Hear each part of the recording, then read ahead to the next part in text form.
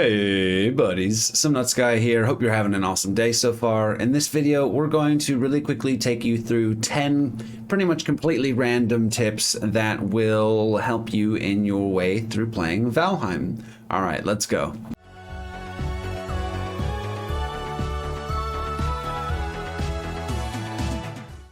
Mobs in Valheim can get little indicators above their head to tell you their level of awareness. If there's no indicator above their head, then it means they're entirely unaware of your presence, and you can critical strike them as long as they're unaware. Now you see this means he's heard me, he's heard a sound, and he's going to start coming towards me, and now he's alerted with the exclamation mark. Exclamation mark means he's aware you're there, and he's going to be attacking you. The little sound indicator means that he's alert, and he's going to be looking for you. Now, you can critical strike them as long as they don't have the red exclamation mark and they're at full HP. You can either do that melee with a backstab, or you can do that with a bow, and it does a lot of extra damage. Pine trees drop core wood, these very tall, thin trees that are in the Black Forest. These drop core wood, which is important for quite a few things that you'd want to build, and can only be gained in the Black Forest. So if you find that you've gotten yourself any pine cones, you definitely want to be planting pine trees near your base to give you a decent supply of core wood without having to trek to the nearest Black Forest, which, depending on what biome you're in, could actually be a fair distance away. There are hotkeys for inventory management. You can control click one item from a chest to from your inventory straight to a chest. You can shift click to split the stack and use the scroll bar here to decide how much you want. And if you are not looking in a chest, then you can instantly drop any item by control clicking it out of your inventory. Two things that I often forgot in combat are that you can roll and that you can parry. Parry is a great way of dealing additional damage. If you're holding the block and you press space, you'll roll instead of jump, which can be a nice maneuver in combat. But if you block at the right time, just as they're about to hit you, you will parry and will deal extra damage. So let's see if we can parry that. Perfect. Now when we parry them, it knocks them back a little bit. We failed it there. So let's get this guy to try and hit us. We'll parry it. Okay, I think you can only parry if you block the full amount of damage. So let's get rid of him. We'll deal with just this one guy. Bam, parried. And then we hit for extra damage. Here we go, and we missed the parry. We parried. Big damage. So I believe that if your blocking power is less than the damage that's going to be done, i.e. you can't block the full amount of damage, you will not be able to parry. But as long as you time your parry right, and there's a fairly decent sized window for it, you can deal extra damage right after the strike. There we go. Big damage. This might seem obvious, but you can hover over items to get a lot more detail about those items. Now that is very obvious, but it's good to have a knowledge of what everything on here means, and spend some time just having a look through and seeing perhaps what food is best for what situation, given on how much stamina it gives you or how much health it gives you. As an example, carrot stew is a brilliant early game food for traveling long distances and lots of farming, because it has high stamina but low health, but obviously that makes it bad if you want to go fight a boss. So understanding these different values and then planning accordingly will help you. Now, I didn't actually pay attention to this until I realized that I was running slower than I used to be.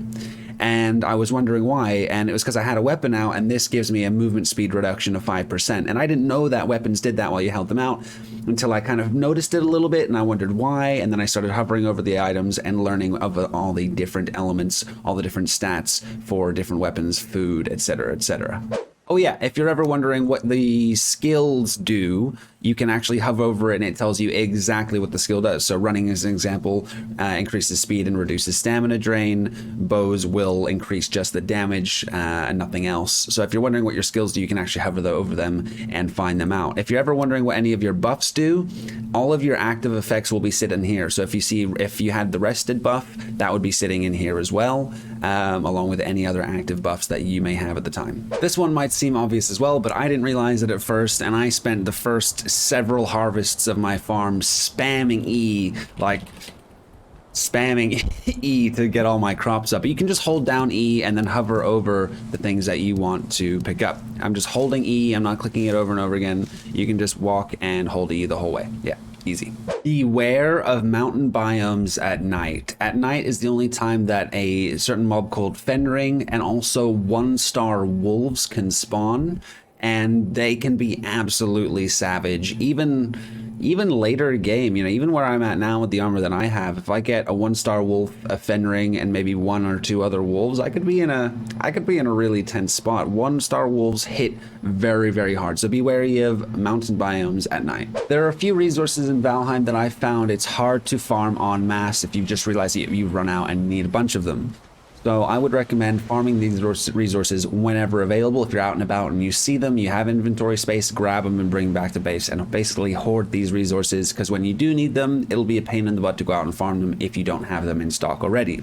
These things include blueberries and raspberries because you can't farm them yet. They also include thistles because they can only be found out in the wild in black forests and swamps, although they're easy to see in the distance because they glow quite a bit. So I'd go out of your way to make sure you grab those, and feathers as well. So when you see birds, pretty much any time you see a bird and it's convenient to do so, I would shoot the bird and take the feathers, because late game when you're making lots and lots of arrows, you'll need lots and lots of feathers. Alrighty. Mobs from other biomes will fight each other. So if you are in a tense position, maybe you've got a wolf on your tail, or maybe you got some fueling, or whatever the case may be. If you are in a tense situation and you got some things chasing you that you are thinking you might struggle to get away with, and you see a group of enemies from a different biome, you can pull them together and they will start to attack each other.